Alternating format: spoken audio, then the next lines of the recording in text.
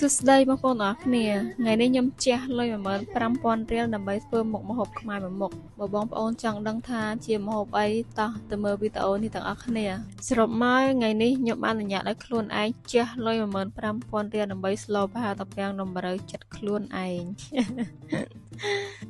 ក៏ប៉ុន្តែបងប្អូនស្លតាពាំងអត់មានពិបាកទេហើយចំពោះបន្លែប្លុកអីក៏អត់ពិបាករកដែរតែបើសិនជានៅតាមភូមិស្រុកសេអីបន្លែនៅតាមលបងតាមអីហ្នឹងអត់ខ្វះទេតែខ្ញុំនៅនេះអត់មានដីដាំទេអញ្ចឹងត្រូវទៅទិញពីផ្សារមកអញ្ចឹងទៅទិញជប់វាអស់ច្រើនដែរបងប្អូន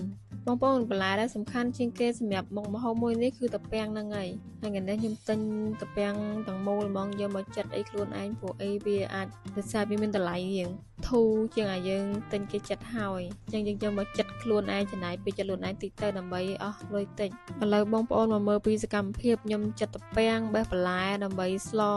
ធ្វើមុខម្ហូបមួយនេះនិយាយទៅស្លមួយមុខនេះគ្រួសារខ្ញុំគឺចូលចិត្តណាស់តាំងប្តីខ្ញុំ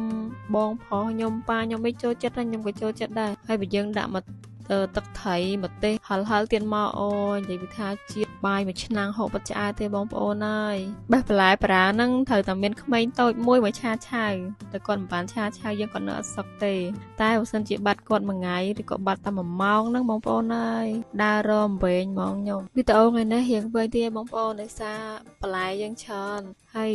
ខ្ញុំចង់ឲ្យបងប្អូនមើលពីសកម្មភាពដែលខ្ញុំធ្វើបន្លែក្នុងការស្លមុខម្ហូបមួយនេះហ្នឹងហើយបងប្អូនបន្ទាប់ពីយើងបេះបន្លែរួចរាល់អស់ទៅយើងលាងទឹកសម្អាតឲ្យស្អាតអស់ទៅយើងចាប់ផ្ដើមរៀបចំស្ល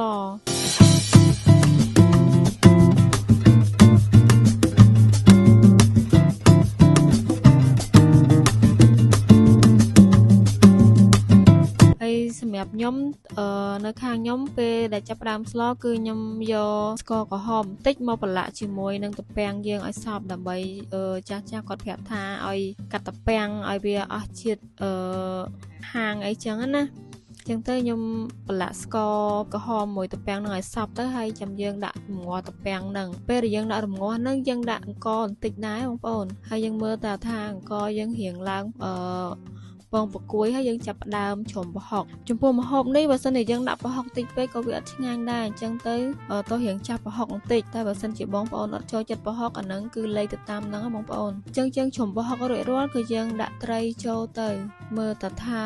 ត្រីយើងរៀងឆ្អិនតិចហើយចាំយើងបង់ផ្សិតចូល